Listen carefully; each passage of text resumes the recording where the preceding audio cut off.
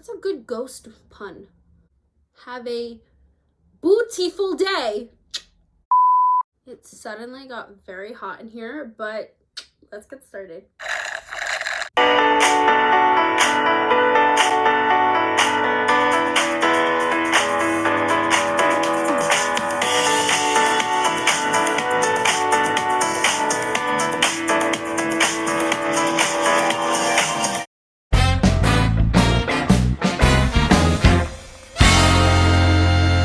We have a new Halloween mug this time. Last time it was Happy Halloween Witches. This time I got little ghosts because it's gonna be a great time.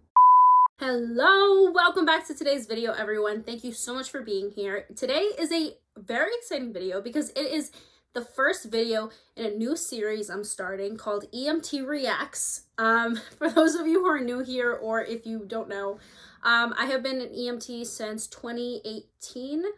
I believe March of 2018. I got my EMT certification in North Carolina because that's where I went to do my undergrad. I was born in New York, went to North Carolina for my undergrad, got my EMT certification while I was there, came back, graduated in 2021, here I am. So I have been certified as an EMT for, what even year are we in? We're in 2022, so we're coming up on 4 years? Yes, I believe it's 4 years, or maybe it's 5. We're gonna be in 2023. So 5 years. We're coming up on 5 years. I thought it would be super cool for me to react to some of the most iconic horror movie scenes. Oh, listen, it is spooky time, okay? That's why we have the ghost mug.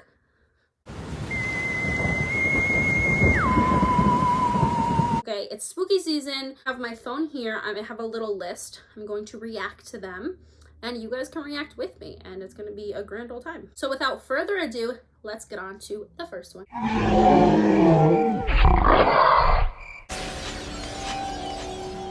Hello and welcome.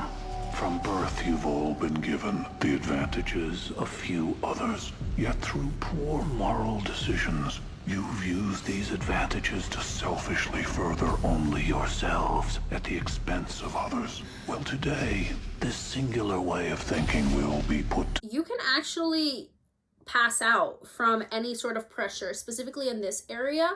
A lot of people, like, I don't know why, in college, a lot of the times, college kids would just joke around and just like grab each other by the neck and like squeeze and stuff. You have two huge arteries running here, and if you push on them for long enough, you'll pass out. And so sometimes people will be like, oh my gosh, this person fainted. I've gone on some calls where they were like, oh, this person fainted. And they were like, yeah, I'm not sure why. And then you find out later that they were playing like some sort of game or something and that they were pushing here for too long and the person passed out, and everyone's confused. Anything around your neck is problematic, not just because of your throat, of your airway. You have two large vessels here that are carrying very important and very much needed blood to your brain, and if you push these down long enough right here, you're gonna pass out. It's not just you can't breathe, it's the actual compressing of these huge blood vessels here that are getting blood to your brain. The test today, 5 will become 1 with a common goal of survival. You are all connected. A cable runs through your collar devices. It can be pulled so tight that you will be decapitated on the mounted razors. The only way to remove the collar is with the keys from the glass boxes on the pedestals before you. However, if one of you moves to retrieve a key, the 60-second timer will begin for you all. In choosing how to react to this situation, your lifelong instincts will tell you to do one thing, but I implore you to do the opposite. Let the games begin. Somebody has to die. No, it says don't listen to your instincts. That means don't go for the keys. Nuts? How are we supposed to live if we don't go for the keys? It's a game, Tweaker. Get it? The less you know about me, the better. The reason why you up your charmed existence is pretty obvious to everyone, isn't it?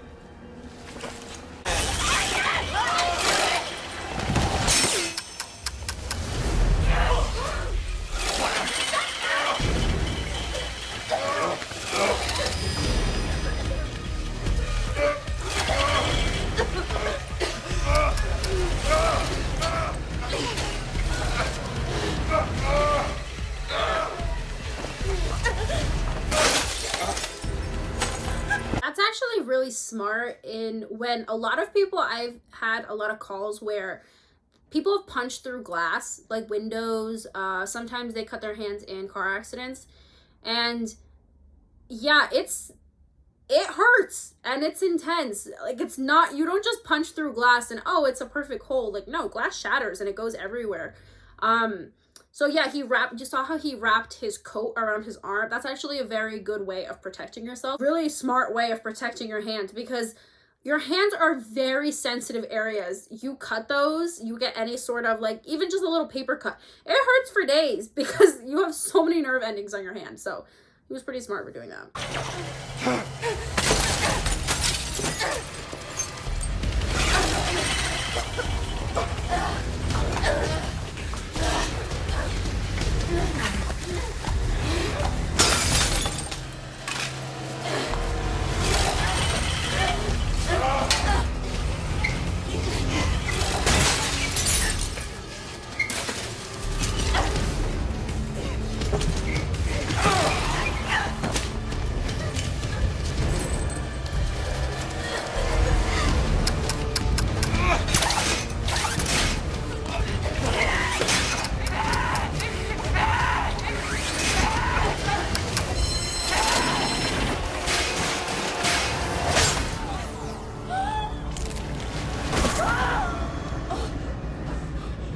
So that was intense, but also she just got decapitated. Did anyone else see any blood? I feel like I didn't see any blood anywhere. When someone gets decapitated, your body doesn't just automatically say, oh, we're dead now. Obviously you're dead. There's no chance of survival, but your heart actually keeps pumping a few more times, so there would be a lot of blood.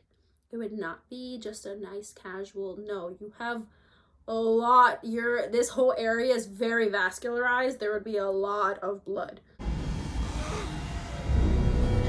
Oh yeah. Yeah, they did show like a little puddle, but it would not be that little. There would be more. Unless you want to be shredded when those nail bombs go off, I suggest we move on. The guy was so cold.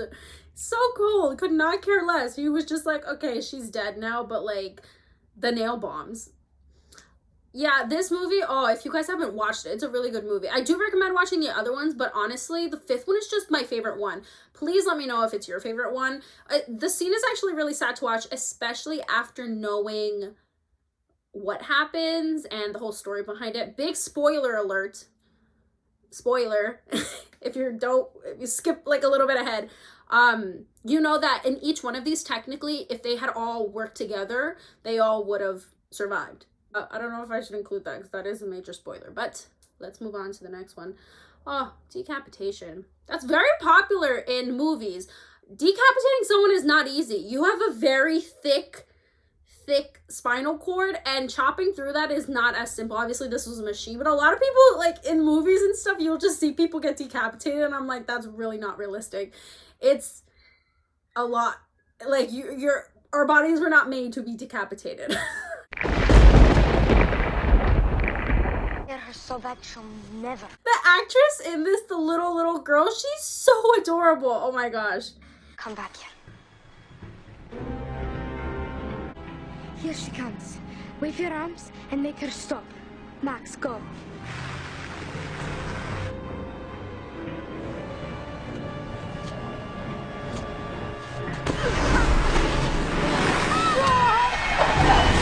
I mean, I don't think I even have to explain this one. A little kid running out in the middle of the street when there's snow, which means there's probably black ice, slippery roads, oldish car, probably doesn't have good brakes. It's just not a good situation. It's one of some of the worst accidents I've ever seen have been because of black ice.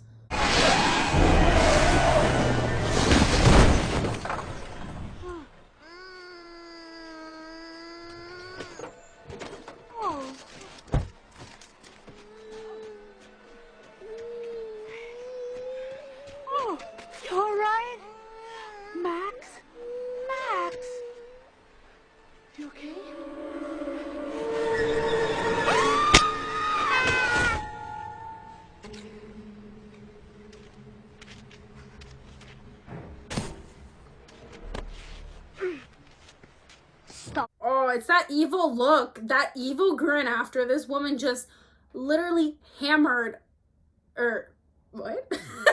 She just slammed that hammer into this poor nun's face in front of this little girl. Crazy. Cry. Grab a foot and help me get her off the road. Now.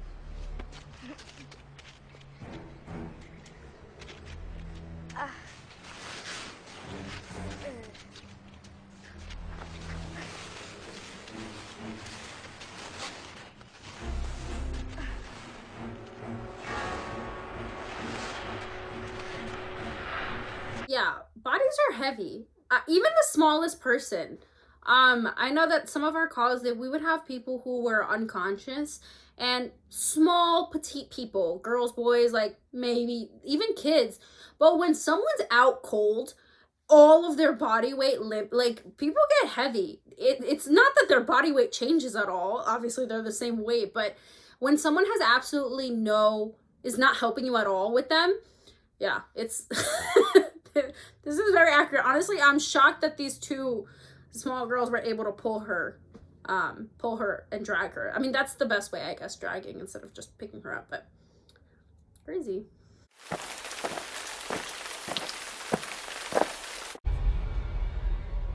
Esther?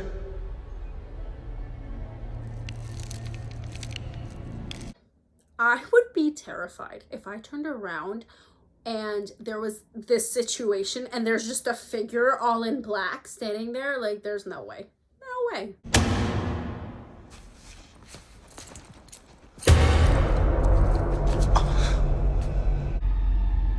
Okay. Okay, I got this. Like the little pep talk. That's funny. That's really funny. It's the little, okay. You know when you're about to, anytime you're about to do something crazy or intense or stressful, I know when I'm about to take a test, I'm like panicking. And then before the test starts, I'm like, I got this.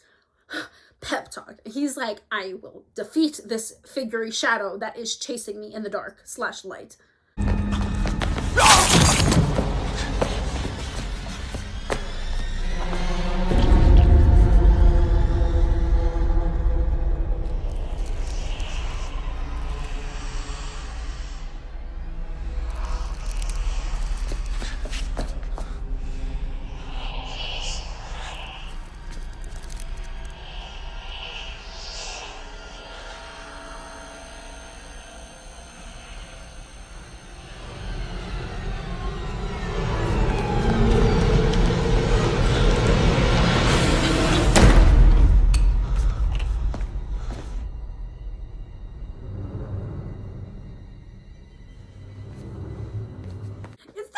Mannequin in the back. Do you see that mannequin? I'm sorry for anyone who's a fashion designer out there and has a lot of mannequins.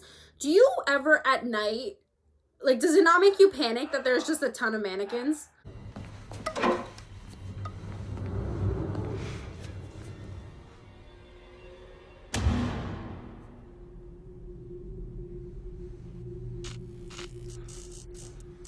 Oh, no, come on.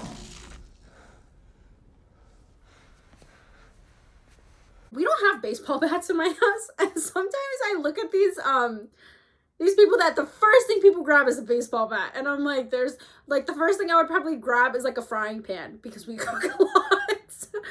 But I'd be like Maximus from Tangled. If someone broke into my house, I'd grab the frying pan. A lot of people grab baseball bats. Is that a common thing? Well, obviously, I think a lot of people, especially in American households, that, you know, people play baseball and there are more baseballs. But I grew up in a Hispanic household, so we don't play baseball. We play soccer. I like to play basketball, but I would probably grab a frying pan or a chancleta, you know, a little.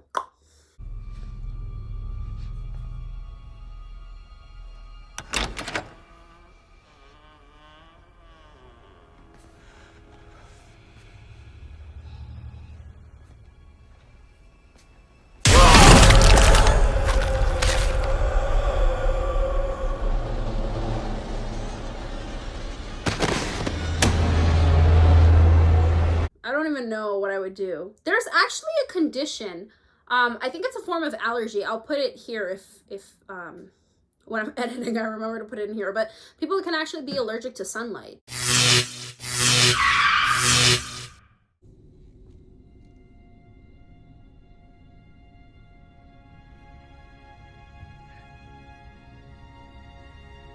Mommy.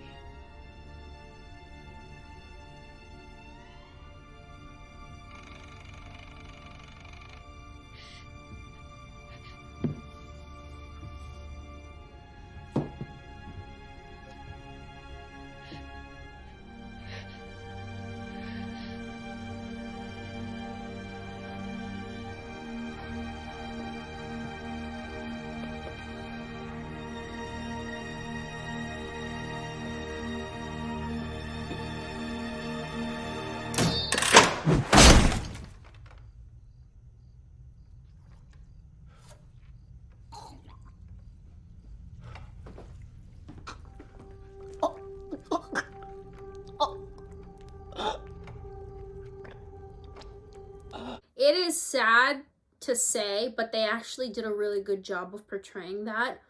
Injuries like this, I mean, even if you're in a hospital, the chances of survival aren't the highest, but a person doesn't die immediately. There is that hearing of her gurgling the blood is very common in severe injuries like this. It's really hard to listen to. It's hard to be there for those moments, but I can't imagine how he's feeling right now. I mean, I know it's a movie, but in terms of the actual scene of that's I think there'd be a lot more blood, but also because the blade is still in the head, it is putting pressure, so that's why maybe we don't see a lot of blood. But the taking time for her to pass away, that's actually pretty accurate.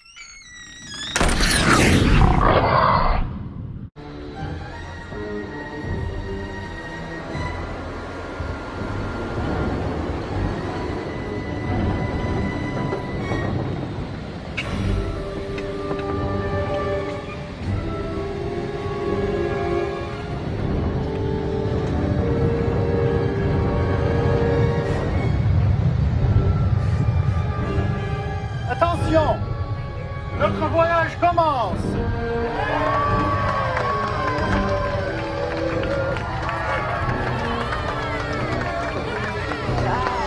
All right. Anxiety, panic, that can happen in any situation at any different place, plane or no plane.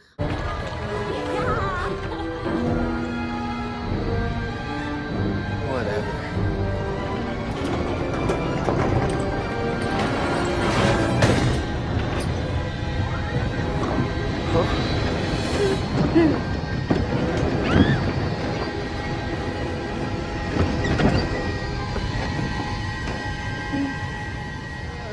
It's fine.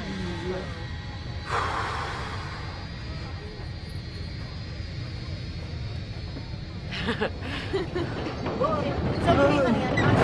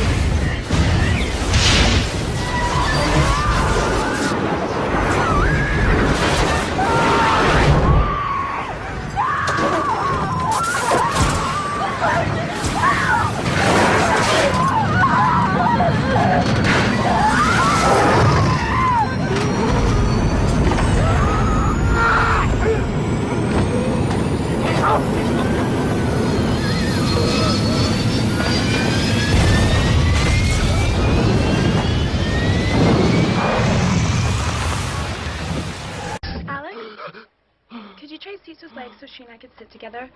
She asked Todd, but he said he had some sort of medical thing. Please?